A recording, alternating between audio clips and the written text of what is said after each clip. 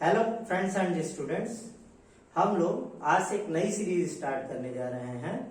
Bihar APO mains examinations को ध्यान में रखते हुए जो माइनर एक्ट्स हैं उन पे हम चर्चा करेंगे। तो जो एक्ट हम सबसे पहले ले रहे हैं वो है SC/ST एक्ट। तो इस पे हम आपको समराइज्ड वे में कंटेंट अवेलेबल कराने का प्रयास करेंगे। तो स्टार्ट करते हैं बिहार एपीओ की माइनर सीरीज, जिसमें कि SC/ST एक्ट से हम शुरू करेंगे। तो इस एक्ट का नाम है the scheduled caste and scheduled tribes prevention of atrocities act 1989। तो ये बिहार एपीओ के सिलेबस में है, इसलिए हम यहाँ पे डिस्कस कर रहे हैं। आज हम इसके इंट्रोडक्शन और हिस्टोरिकल बैकग्राउंड पे चर्चा करेंगे, फिर आगे के लेक्चर्स में और डिटेल में जाएंगे पूरे एक्ट को कवर करते हुए। अगर प्रीवियस एग्जामिनेशन में जो क्वेश्चंस पूछे गए हैं उनको भी हम डिस्कस करते चलेंगे। तो ये scheduled caste and scheduled tribes prevention of atrocities act 1989, इसमें टोटल 5 चैप्टर्स हैं और 23 सेक्शंस हैं। मतलब बहुत बड़ा एक्ट नहीं है, ये एक छोटा सा एक्ट है जिसकी डेट ऑफ इनेक्टमेंट है 11 सितंबर 1989, 11 सितंबर 1989, and the date of enforcement is 30 जनवरी 1990, 30 जनवरी 1990। मतलब इसके अधिनियमन की तिथि क्या है 11 सितंबर 1989 और इसके प्रवर्तन की तिथि क्या है 30 जनवरी 1990। तो यहाँ पे एक है डेट ऑफ इनेक्टमेंट, जिसको हिंदी में कहते हैं अधिनियमन की तिथि, और एक है डेट ऑफ इन्फोर्समेंट, जिसको कहते हैं प्रवर्तन की तिथि। तो इन दोनों तिथियों में अंतर क्या होता है डेट ऑफ इनेक्टमेंट और डेट ऑफ इन्फोर्समेंट में? तो डेट ऑफ इनेक्टमेंट या अधिनियमन की तिथि वो तिथि है जब, जैसे हमारे यहाँ जो पार्लियामेंट्री फॉर्म ऑफ डेमोक्रेसी है उसमें क्या होता है, यूनियन लेवल पे भी लेजिस्लेचर है जिसको हम पार्लियामेंट कहते हैं, और स्टेट लेवल पे लेजिस्लेचर्स हैं जिनको कि कहीं पे द्विसदनीय है तो वहां पे लेजिस्लेटिव असेंबली और लेजिस्लेटिव काउंसिल्स दोनों होती हैं, और कहीं कहीं पे जहां पे स्टेट में बाईकैमरल नहीं बल्कि यूनिकैमरल है, एक सदनीय व्यवस्था का है, वहां पे क्या है केवल और केवल लेजिस्लेटिव असेंबलीज होती है। ठीक, तो लेकिन पार्लियामेंट के लेवल पे क्या है, लोकसभा और राज्यसभा दोनों है। तो जब भी कोई एक्ट संसद के दोनों सदनों से, जैसे ये सेंट्रल एक्ट है तो ये कहां से पास हुआ, संसद से। तो जब भी कोई लॉ लाया जाता है तो जब वो इंट्रोड्यूस किया जाता है पार्लियामेंट में तो उसको वो बिल के रूप में इंट्रोड्यूस किया जाता है, उसको तब विधेयक बोलते हैं। जब वो बिल संसद के दोनों सदनों द्वारा पारित हो जाता है और उस पर राष्ट्रपति की स्वीकृति मिल जाती है तो बिल या विधेयक अधिनियम बन जाता है। तो कोई भी बिल या विधेयक अधिनियम कब बनता है, उस डेट को बन जाता है जिस डेट पर प्रेसिडेंट उस पर सिग्नेचर करते हैं। तो इस एक्ट के बारे में ये संसद से पास होकर राष्ट्रपति की सिग्नेचर इस पे कब हुई होगी, 11 सितंबर 1989 को। तो ये इसकी डेट ऑफ इनेक्टमेंट हो गई। तो कई सारे एक्ट्स क्या होते हैं तत्काल प्रभाव से लागू हो जाते हैं जिस दिन राष्ट्रपति ने हस्ताक्षर किया उसी दिन। तो उन एक्ट के बारे में क्या होता है, डेट ऑफ इनेक्टमेंट और डेट ऑफ इन्फोर्समेंट दोनों एक ही होती है। लेकिन कई बार यह भी हो सकता है कि डेट ऑफ इनेक्टमेंट और डेट ऑफ इन्फोर्समेंट अलग अलग हो जाए, मतलब उसी एक्ट में ही प्रोवाइड कर दिया जाता है कि ये इस तिथि से लागू होगा, मतलब कोई स्पेसिफिक तिथि मेंशन कर दी जाती है, या सेंट्रल गवर्नमेंट या स्टेट गवर्नमेंट को ये पावर दे देती है लेजिस्लेचर कि वो जब चाहे तब उसको लागू करें। तो इस SC/ST एक्ट के बारे में ये लागू कब हुआ, 30 जनवरी 1990। तो इन्फोर्समेंट की डेट या अधिनियमन की तिथि, प्रवर्तन की तिथि वो है जिस तिथि पे वो लागू होता है। तो कुछ एक्ट के मामले में डेट ऑफ इनेक्टमेंट और इन्फोर्समेंट एक होते हैं, कुछ मामले में अलग अलग होते हैं। तो जहां पे एक है फिर हम एक की चर्चा करते हैं, अगर 2 डेट्स है तो दोनों की चर्चा कर लेते हैं। लेकिन इसमें भी जो ज्यादा महत्वपूर्ण होती है वो डेट ऑफ इन्फोर्समेंट। मतलब अगर आपको 2 में से एक ही याद करना है तो आप डेट ऑफ इन्फोर्समेंट याद कीजिए, डेट ऑफ इनेक्टमेंट को आप स्किप भी कर सकते हैं। तो इसकी इन्फोर्समेंट की डेट है 30 जनवरी 1990।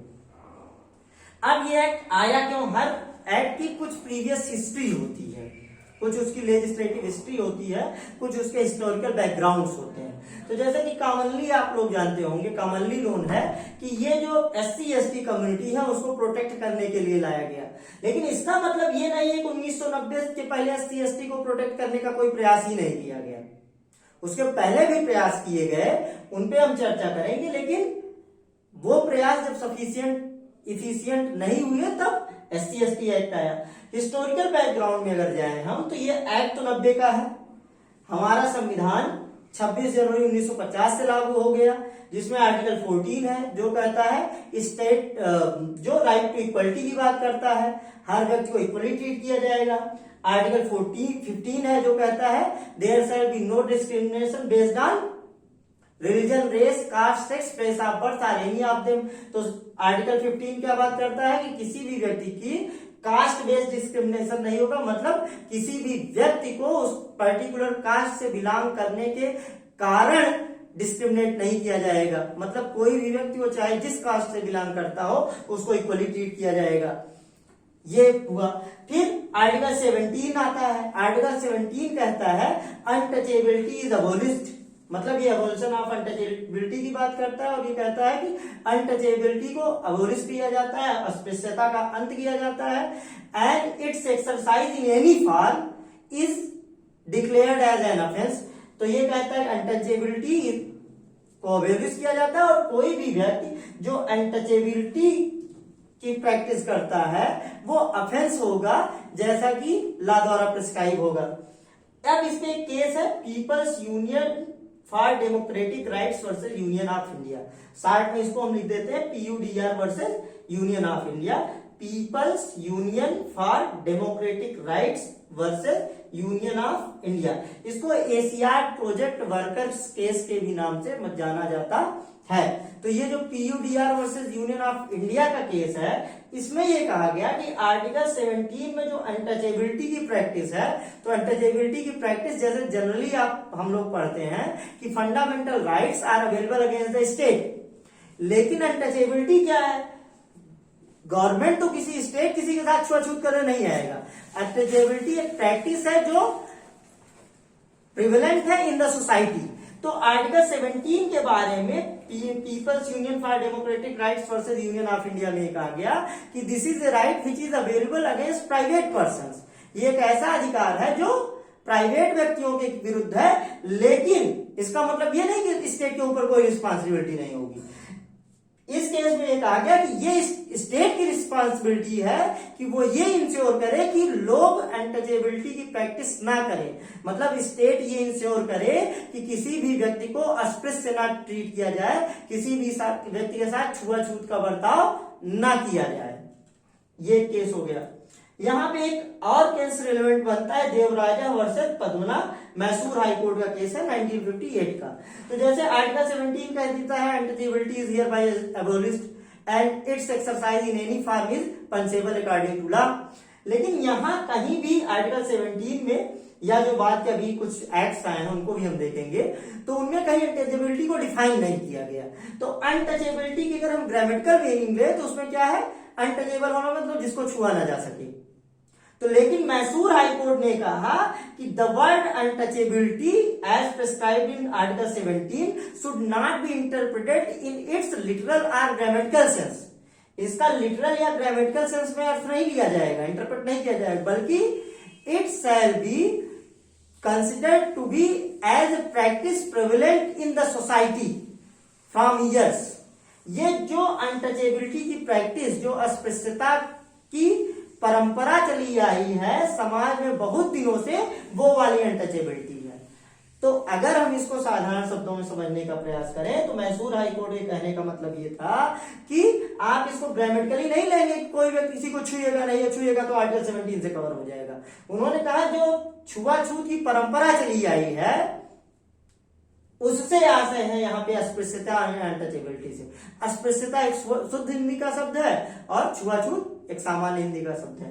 तो ये डिनोट करता है, देवराजा वर्सेस पद्मना का केस डिनोट करता है कि अस्पृश्यता का मतलब वो है जो हिंदू कास्ट सिस्टम के अंतर्गत बहुत समय से एक प्रथा चली आ रही थी कि जिसमें एक तबके को, एक तबका क्या है, बहुत बड़े तबके को अस्पृश्य का दर्जा दे दिया गया था। मतलब उनको अछूत का दर्जा दे दिया गया था। मतलब लोग उनको छूने से परहेज करते थे या उनको कोई चीज छूने नहीं देते थे, और ये कहीं कहीं इतना विभत्स रूप में था कि जिसकी आप कल्पना नहीं कर सकते हैं। अगर आप जानना चाहते हैं तो मुंशी प्रेमचंद की एक कहानी है ठाकुर का कुआं, वो अनटचेबिलिटी की प्रैक्टिस पे मुंशी प्रेमचंद ने लिखी है, उसको आप पढ़िए, तब आप पाएंगे कि ये समाज में अस्पृश्यता कितने खतरनाक स्तर तक थी, तो उसको अवेलिश करने का प्रयास किया गया।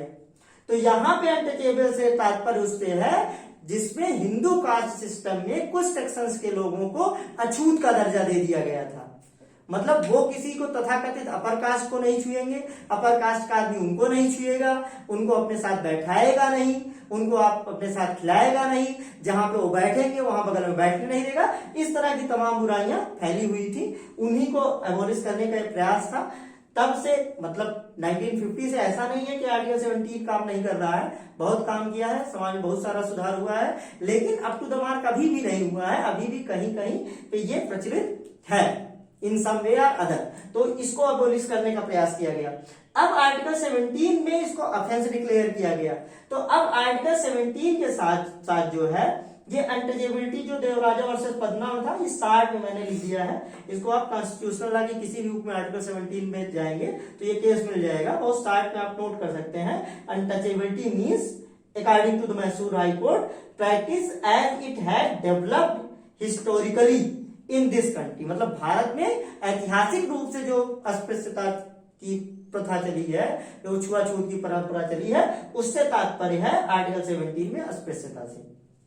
अब देखिए, अब यहां पे आ जाता है आर्टिकल 35 क्लास ए का सब क्लास 2। आर्टिकल 35 ए का सब क्लास 2 ये कहता है कि parliament shall have power and not the states have power. मतलब केवल संसद के पास ये शक्ति होगी और राज्यों के पास नहीं शक्ति होगी। किस बात की?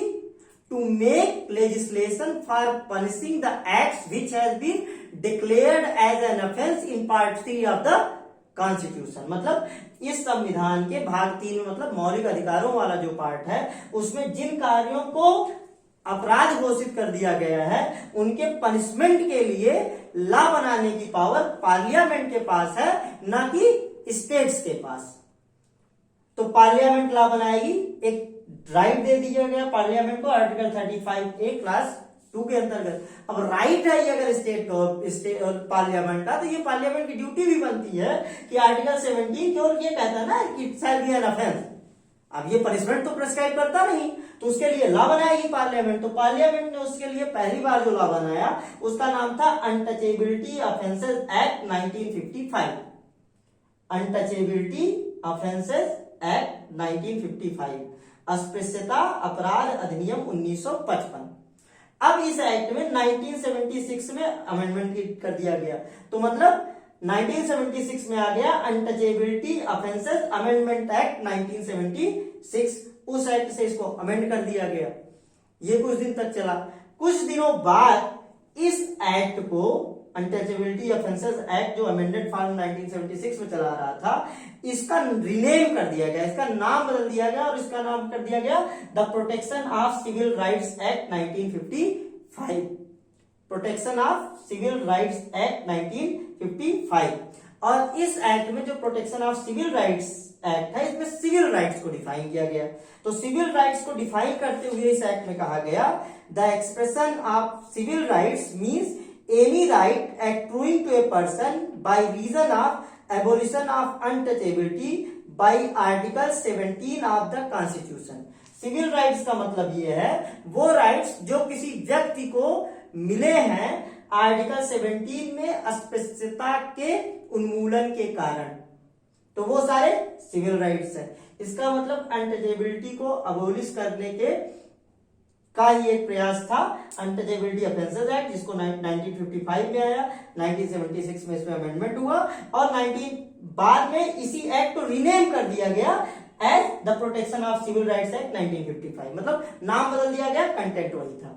लेकिन ये जितने आर्टिकल 14, 15, 17 और ये जो एक्ट की हमने चर्चा की, ये उतने इफिशियंट नहीं साबित हुए जितना कि एक्सपेक्टेड थे। तो अनटचेबिलिटी की प्रैक्टिस थी, SC ST कम्युनिटी के साथ भेदभाव तब भी चला आ रहा था। अनटचेबिलिटी की प्रैक्टिस अगर आप देखेंगे तो वो जो अनटचेबल्स डिक्लेयर किए गए थे वो आज की डेट में SC एंड ST के डेफिनेशन में आते हैं। मतलब उन वर्गों को, उन जातियों को SC और ST की कैटेगरी में रख दिया गया। तो ST कौन होते हैं, ST कौन होते हैं, इसको हम लोग नेक्स्ट लेक्चर में चर्चा करेंगे। तो लेकिन ये जब इफिकेशियस मतलब पर्याप्त रूप से प्रभावी नहीं साबित हुए तो पार्लियामेंट ने the scheduled caste and scheduled tribes prevention of atrocities act 1989 लाया, जो कि अभी लागू है। रिसेंट में इसमें अमेंडमेंट भी हुए हैं, लेकिन ये सब चर्चाएं हम अपने अगले लेक्चर्स में करेंगे। ये इस लेक्चर को यही हम कंप्लीट करते हैं। आपको ये हमारा प्रयास कैसा लग रहा है कमेंट करके बताइए, लाइक करिए, और अगर अभी तक आपने इसको सब्सक्राइब नहीं किया तो सब्सक्राइब भी कर दीजिए। कुछ ग्रुप्स जहां पे बिहार APO की तैयारी करने वाले लोग हैं मेंस एग्जामिनेशन की, उनके साथ शेयर भी करिए। धन्यवाद।